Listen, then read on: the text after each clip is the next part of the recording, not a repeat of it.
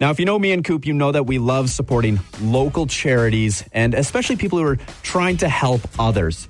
And I've learned about, I'm actually pretty new to this one. I didn't know about it before. It's a local charity called Butterfly Wings, or it's commonly known as Butterfly Wings. And we have Annie Pelletier joining us this morning from Butterfly Wings. She's a registered psychotherapist and board director for Butterfly Wings. Annie, first off, welcome to the show this morning. Hello, good morning, bonjour. So to start us off, Annie, for those who don't know, because I know it's a smaller charity compared to, the big national ones. Absolutely. What is Butterfly Wings? Yeah, we are small, but we have big plans. So basically, we've been in Sudbury for a little over 10 years now, and we've been growing every year. We offer support to families who lose babies. So either the baby is lost through miscarriage, late pregnancy, at birth, or within the first year of life. And what we do is usually our pamphlets gets handed out at the hospital, actually, when the loss happens. And then the families get in touch with us. We offer them free counseling services, which is huge. And we also have a monthly support group that we offer and lots of different memorial events throughout the year. Wow. So I feel like this is very much a topic that a lot of people don't talk about. Why do you find that is? It's one of those things, too, where it's kind of like a silent grief when it comes to losing a baby. We find that people don't really know how to support other people through that. It makes them feel uncomfortable. So they actually tell some of the grieving parents to kind of don't put up your pictures on Facebook of your dead baby, that kind of stuff, right? But it's also the parents themselves have so much pain. In the beginning, it's so raw that they tend to kind of withdraw and just try to survive that huge wave of grief that takes over. So it's all kind of done on their own, trying to just survive, especially if they have children at home, work to get through and so on. So it is still a taboo subject, makes other people uncomfortable. We are at the point now where we're saying, well, yes, we understand that, but the grieving families are also supposed to have a bit of a platform here to talk about their baby. That's the only way to heal with grief, right? We have to get through it. So that means being able to talk about your story and finding meaning in all that.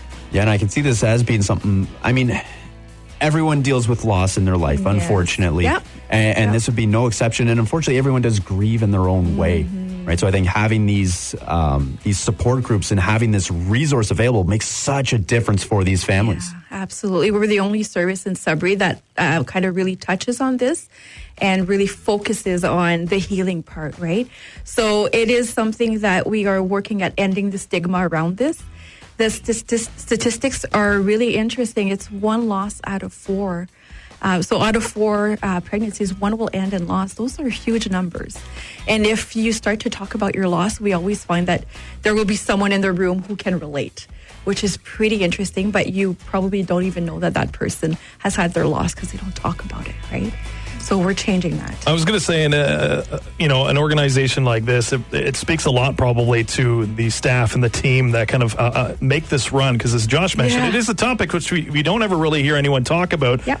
But the reality is this does happen. This does happen. You will hear the odd story here and there. And it is like any other loss. It is painful, but on a completely different dimension. Maybe speak to the staff who are all part of this. Yeah, well, actually, because we're charities, we don't have per se staff, right? So we are all volunteers. Our board is all mothers, actually, who have experienced loss, which makes us a pretty specific, kick-ass team, if I can say, because we know what it's like. And we can share our own experiences to help others share, right? So we come at this in a place where we really want to give back to the community too. Some of us have gotten support when we were having our losses, right? So we are all sort of very strong in our belief that we can give back and make people better. And then hopefully that spreads. I've had my own loss myself. So yeah, it's a special group of ladies, but we have our families that support us and volunteers. And I know the timing of this is more vital than ever because October is actually an awareness month based around miscarriage and infant loss. Yes, it is actually, yeah. So the first thing we're doing this year, of course, because we're able to be in person, it's a huge thing for us. So we're starting off with lighting the world in pink and blue for the month of October. So you might see some of our homes just with light bulbs at night, right, with the pink and blue. We encourage you to do the same if you want to show your support. What we also are going to be doing is on October 5th, we finally have for the first time the big nickel lighting up in our colors. That is a big deal for us, and they were absolutely wonderful in setting this up. So on the 5th, that will be a public event that people can attend if they want. Doesn't matter if you're family of butterfly wings or not. If you've had a loss, that counts, even if it was 20, 30 years ago, right? So you can come to celebrate with us. And then we have our big event on the 15th. So the 15th is the International Awareness Day for Miscarriage and Infant Loss. We call it the Wave of Light. So internationally, people light candles at 7 p.m. So all around the world, it makes a wave of light, right? So we have an event at École Sacré-Cœur this year, our biggest ever. Our numbers are higher than ever. So we had to get a big gymnasium, which is amazing. And we'll be lighting candles. And one of the biggest touching part of that evening is we have a slideshow where we display all the babies. And that's where the tears come out mainly.